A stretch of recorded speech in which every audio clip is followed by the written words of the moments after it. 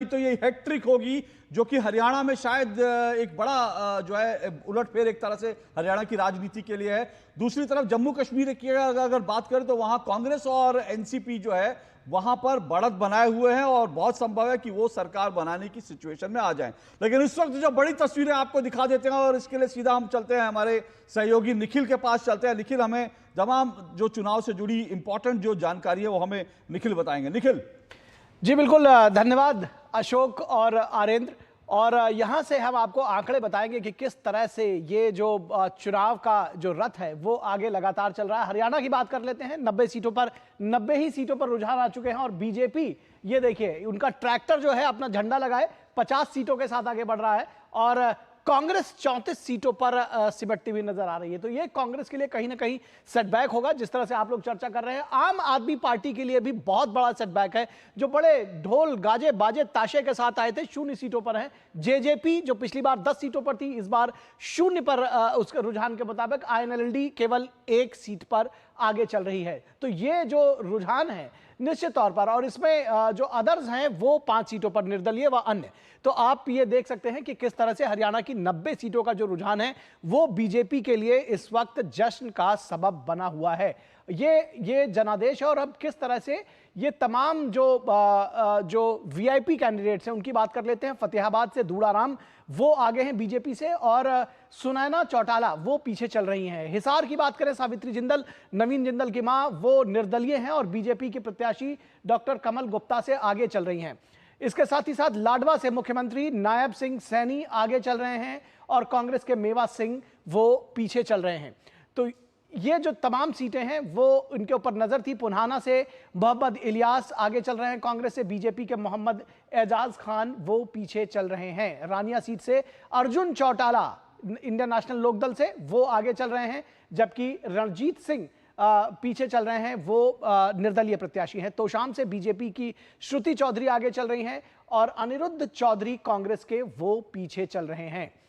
उचाना कला से ब्रिजेंद्र सिंह आगे चल रहे हैं कांग्रेस के, जेजेपी के दुष्यंत चौटाला पीछे चल रहे हैं। ये सारी खबरें निश्चित तौर पर जो वोटर्स हैं वो भी देख रहे होंगे। फतेहाबाद से दुड़ाराम आगे, सुनैना चौटाला पीछे और दुष्यंत चौटाला भी पीछे चल रहे हैं। ये आंकड़े हम आपको लगातार दिखा रहे हैं। हिसार की सीट है, सावित्री जिंदल आगे चल रही हैं जैसा कि हमने बताया, और उसके बारे में कहा जा रहा है कि कम से कम 2 निर्दलीय ऐसे हैं जो बीजेपी के पक्ष में आना जिनका तय है, जिनका उसमें सावित्री जिंदल का भी नाम लिया जा रहा है। अब हम लोकसभा क्षेत्र और विधानसभा क्षेत्र के मुताबिक इसको बता रहे हैं कि एक लोकसभा क्षेत्र मसलन अंबाला की बात कर रहे हैं, तो यहां पर जो विधानसभा सीटें हैं उसमें किस तरह से कौन कौन ट्रेंड कर रहा है। ये अंबाला सिटी, मुलाना, सढौरा और जगधारी से यहां पर कांग्रेस आगे चल रही है इन 4 सीटों पर। उसके अलावा बीजेपी की अगर हम बात करें तो बीजेपी यमुनानगर में और 2 अन्य सीटों पर आगे चल रही है। एक पर निर्दलीय आगे चल रहा है। तो हालांकि इस पर सब्सटैंशियली, इस पर अंबाला में जीत भी जो लोकसभा के दौरान थे वो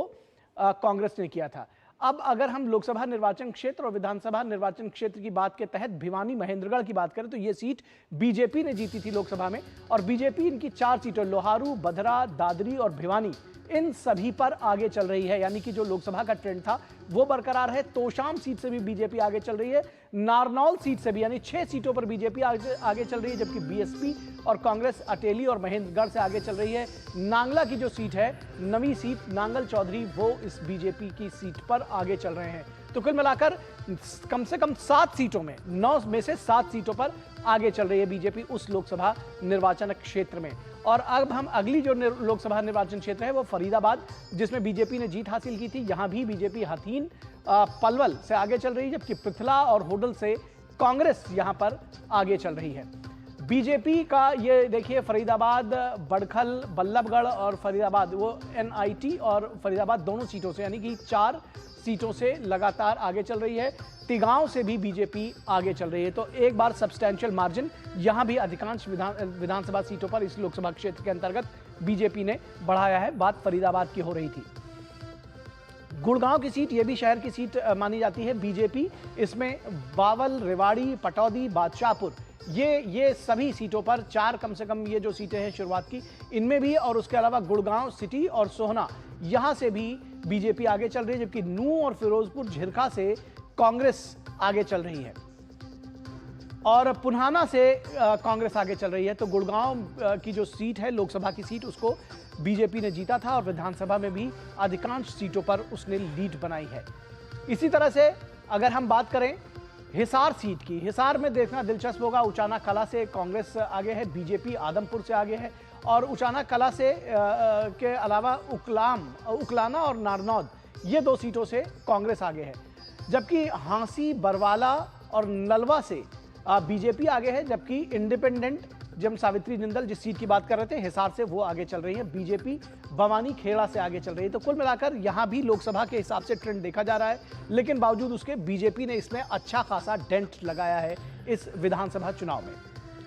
तो ये आप देख सकते हैं, करनाल की बात कर रहे हैं और करनाल निखिल, में भी आपको आप रोकना देख रहे हैं। चाहेंगे हम जी। इस वक्त सीधे अपने सहयोगी